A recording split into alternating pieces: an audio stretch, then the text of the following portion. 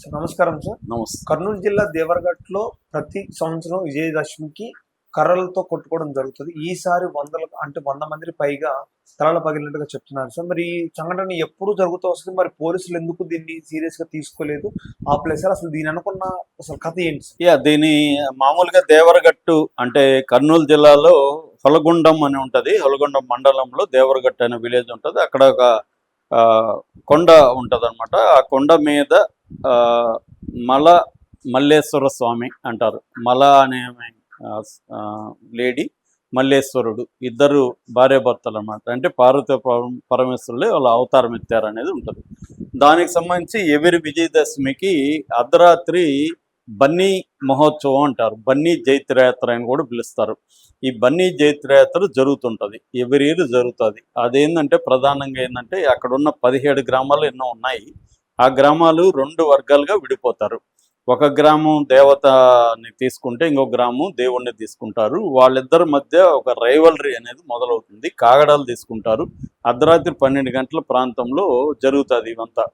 So వీళ్ళు ఏం చేస్తారంటే కర్రలు తీసుకుని ఆ కర్రలకి చివరన రౌండ్గా ఇనుమ రింగ్ని పెడతారన్నమాట గట్టిగా. దీంతో కొట్టుకుంటారు.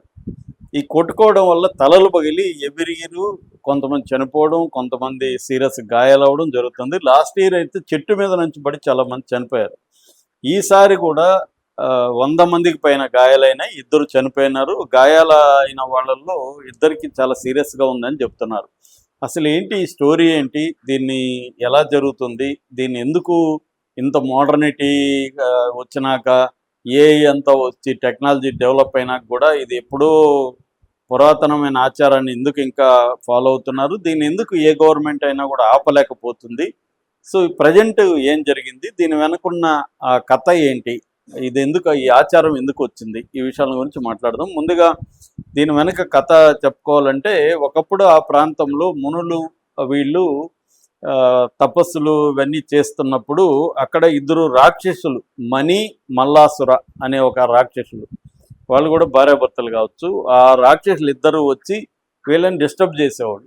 మనకి రామాయణంలో కూడా ఇలాంటిది ఉంది కదా, శూర్పణఖ కావచ్చు. అంతకుముందు కొంత రామాయణం స్టార్ట్ అయితే విశ్వామిత్రుడు యజ్ఞం చేయడానికి రాక్షసులు డిస్టర్బ్ చేస్తున్నారు కాబట్టి రామలక్ష్మణులు వచ్చి రాక్షసులను చంపాలని చెప్తారు, వీళ్ళు వెళ్తారు. అలాగా మనకు పురాణాల్లో ఉంది. అంటే రాక్షసులు అంటే ఇక్కడ ఆర్య ద్రావిడ అనేది చరిత్రకారులు మళ్ళీ చెప్పారు, అది వేరే విషయం.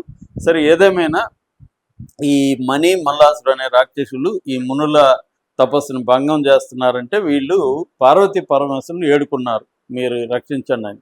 సో పార్వతీ పరమేశ్వరులు ఏం చేశారంటే మల్లేశ్వరుడు అనే అవతారంలో వాళ్ళు వచ్చి ఈ రాక్షసుల్ని చంపడానికి ట్రై చేస్తే విజయదశమి రోజు చంపాలి. అప్పుడు వాళ్ళు కూడా ఆనందించారు. పరమేశ్వరుడు దంపతులు, ఆది దంపతుల దగ్గర చనిపోవడం మాకు కూడా గొప్ప విషయమే, అయితే మాకు ఒక వరం ఇవ్వండి అని. వాళ్ళకి ఆల్రెడీ ఒక వరం ఉంది. నరుల దగ్గర వాళ్ళు చనిపోరు, దేవతల దగ్గర చనిపోతారు. దేవతల దగ్గర చనిపోవడాన్ని వాళ్ళు కూడా ఆహ్వానించారు. అయితే ఒక వరం ఏంటంటే ఎవ్రీ ఇయర్ మాకు నరబలి ఇవ్వండి అని అడిగారు శివుణ్ణి. నరబలి ఇవ్వడం కుదరదు, కాకపోతే మీకు ఆ పూజారి దగ్గర నుంచి రక్తం తొడ నుంచి కొంచెం రక్తం తీసిస్తాను, దాంతో మీరు సాటిస్ఫై అని శివుడు చెప్పాడు. వాళ్ళు ఓకే చేశారు. ఇక్కడి నుంచి ఈ రక్త తర్పణం కావాలి కాబట్టి వీళ్ళు కొట్టుకొని రక్త తర్పణం చేయాలి ప్రజలు, ఎవరికి, ఆ రాక్షసులకి అనేది ఆచారంగా మారిపోయింది. ఫస్ట్లో ఏమో అది పూజారి వరకే పరిమితం అయింది. మేబీ ఎవడన్నా పూజారి నా రక్తం ఎందుకు ఇవ్వాలి, వీళ్ళ రక్తం ఇద్దాం అని డిసైడ్ అయ్యాడేమో. ఒక కథ క్రియేట్ అయింది. అదేంటంటే ఈ రాక్షసులకి రక్తార్పణ చేయకపోతే వాళ్ళు మళ్ళీ వస్తారని.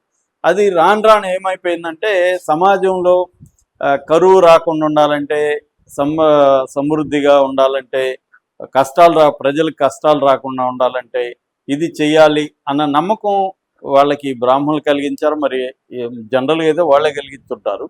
సో అలాగే ఏర్పడిపోయింది. అంటే మనం ఆ రాక్షసులకి రక్త తర్పణం చేయకపోతే వాళ్ళు వచ్చి మనల్ని ఇబ్బంది పెడతారు అన్న అభిప్రాయం జనాల్లోకి వెళ్ళిపోయింది. ఇది ఎంజాయ్ చేయడం కూడా మొదలుపెట్టారు. ఒక వైలెన్స్ని మామూలుగా మనకి చాలా తమిళ్లో చూసుకుంటే ఇంతంత రింగులు ఇవన్నీ గుచ్చుకొని సోలాలంతా గుచ్చుకుంటారు వాళ్ళు. అది మరి మనకు చూస్తే ఒళ్ళు జలధరిస్తుంది వాళ్ళని, కానీ వాళ్ళు చేస్తుంటారు. అది ఇప్పుడు మోడర్నిటీలో కూడా అమ్మాయిలు వీళ్ళంతా ఎక్కడంటే అక్కడ రింగులు గుచ్చుకుంటున్నారు, అది పెయినే కదా. పెయిన్లో కూడా ఒక ఎంజాయ్మెంట్ చూసే వాళ్ళు ఉన్నారు. ఈవెన్ సెక్సువల్గా కూడా ఒకరినొకరు హింసించుకొని ఎంజాయ్ చేసే ఒక మెథడ్ కూడా ఉంది. బీడీఎస్ఎం మీద అంటారు దాన్ని. అలాగా పెయిన్లో కూడా ఇది చేయడం అనేది వీళ్ళకి కూడా అలవాటు అయిపోయింది. ఇది ఆచారం కూడా కలిసి వచ్చింది, ఒక థ్రిల్ ఇస్తుంది. మేము కూడా చిన్నప్పుడు ఇటువంటిప్పుడు ఒక కర్రలకి ఇది బట్టి చేసేవాళ్ళం, కానీ కొట్టుకునేవాళ్ళం. మా ఊర్లో కూడా ఉంది ఆచారం. కొట్టుకునేది ఉండదు, ఊరికే అరుస్తారు. కోబలి ఆ బలి ఏదో అరుస్తూ ఉంటారు. అది ఒక సరదాగా ఉంటుంది, అంతే. కొట్టుకోవడం అయితే లేదు, నేను చూడలేదు. కానీ ఇక్కడ ఇప్పటి నుంచో కూడా వింటున్నాను నేను, ఈ దేవరగట్లు కొట్టుకోవడం ఉంది. దీనివల్ల తల్ల పగలుతూ ఉంటాయి. కానీ మళ్ళీ వాళ్ళు ఇప్పుడు వాళ్ళకి తెలుసు కదా, కర్రలు పట్టుకున్న ప్రతి ఒక్కడికి నా తల పగలొచ్చని తెలుసు కదా. మరి ఎందుకు ఉంటున్నారంటే వాళ్ళకు థ్రిల్ ఇస్తుంది, పగిలితే పగలని అనుకుంటారు. ఒక నమ్మకం కూడా దాని వెనక ఉంది. ఈ రెండు కలిసి, ఎందుకంటే ఇప్పుడు మనకి WWF ఉంది కదా, రెజ్లింగ్ పోటీలు, దాంట్లో కూడా ఎముకలు ఇరిగిపోతాయి, చచ్చిపోతారు. అయినా గేమ్స్ ఎందుకు ఉంటాయి అంటే వైలెంట్ గేమ్స్ అనేవి మనకి ఎప్పటి నుంచో ఉన్నాయి. ఇప్పుడు కూడా మోడర్నిటీ పెరిగినా కూడా వైలెంట్ గేమ్స్ అనేవి పెరిగాయి. సో అంటే ఒక రకమైన సెల్ఫ్ శాడిజం అంటారు, మనల్ని మనం హింసించుకోవడానికి కూడా ఎంజాయ్ చేస్తారు జనాలు. అంటే ఒక సైకాలజిస్ట్, లకానియన్ సైకాలజిస్ట్ ఏమంటాడంటే, human beings need suffering to feel alive అంటాడు. హ్యాపీనెస్ కాదు, సఫరింగ్ ఉంటే మనం అలైవ్గా ఫీల్ అవుతాం. మనకేదో ఒక కష్టం ఉండాలి, అప్పుడే మనం జీవించినట్టు ఫీల్ అవుతాం అనేది ఆయన సైకాలజీ. సో అలాగా ఇవన్నీ కలిస్తే వీళ్ళకి అలవాటు అయిపోయింది, చేసుకుంటున్నారు. దీన్ని గవర్నమెంట్ ఆపే పరిస్థితి లేదు. గవర్నమెంట్ ఆపితే మా సంస్కృతి, మా నమ్మకాలను మీరు ఇబ్బంది పెడుతున్నారని సంఘాలంతా రంగంలోకి వస్తారు. అందుకని పోలీసులు ఏం చేస్తున్నారంటే ఎక్కువ వైలెన్స్ లేకుండా చూసుకోవడానికి ట్రై చేస్తున్నారు. ఈసారి కూడా విక్రాంత్ పాటిల్ లాస్ట్ ఇయర్ అక్కడ జరిగింది కాబట్టి విక్రాంత్ పాటిల్ ఎస్పీ 800 మంది పోలీసులను మోహరించారు అక్కడ. అట్లాగే 100 CCTVలు పెట్టారు, చుట్టూ 4 డ్రోన్లు పెట్టారు, ఒక 50 బెడ్ల మెడికల్ తాత్కాలిక టెంట్లు ఏర్పాటు చేశారు అక్కడ. ఇవన్నీ చేసినా కూడా వీళ్ళు కొట్టుకొని 100 మంది సీరియస్గా గాయాలైపోయినాయి. ఇదేంటంటే వీళ్ళకి ఏదో ఇది ఉంది, కొండ మీద నుంచి దిగుతారు, 500 అడుగులు ఎంత ఉంటుంది ఆ కొండ మీద నుంచి వీళ్ళకి ఒక సిస్టమ్ ఉంది. ఆ పాదాల గట్టు, రక్షపద, బసవన్న గుడి, సమీవృక్షం, ఇలాంటి స్టెప్స్ ఉంటాయన్నమాట. అక్కడక్కడ ఆగి కొట్టుకోవడం అవి జరుగుతుంది. మధ్యలో కార్ణికం అంటారు, అంటే మెయిన్ పూజారి భవిష్యత్తు వాణి చెప్తాడు. ఈ ప్రతి చోట్ల ఇక్కడ కూడా ఉంది, తెలంగాణ కూడా భవిష్యం చెప్పడం అంటారు కదా, అది ఉంది. ప్రతి చోట ఫ్యూచర్ని చెప్పడం. జనరల్గా ఏంటంటే ఫ్యూచర్లో కష్టాలు, ఒక హోప్, మీకు ఈ కష్టాలు ఉంటాయి, మీకు హోప్ అనేది, ప్రెడిక్షన్ అనేది ప్రతి దీంట్లోనూ ఫెస్టివల్స్లోనూ ఒక భాగంగా ఉంటుంది. అలాగా ఇక్కడ కార్ణికం అని పిలుస్తారు దీన్ని, కార్ణికం చెప్తాడు. తర్వాత ఆయన కూడా కొద్దిగా గాయపరుచుకుంటాడని కూడా అంటున్నారు అనమాట. సో మొత్తంగా ఏంటంటే గణపతి పూజ, కనకధారణ, నిశ్చితార్థం, ధ్వజారోహణ, ఇట్లాంటివి రకరకాల స్కీమ్స్ ఉంటాయి ఆ ఫెస్టివల్లో.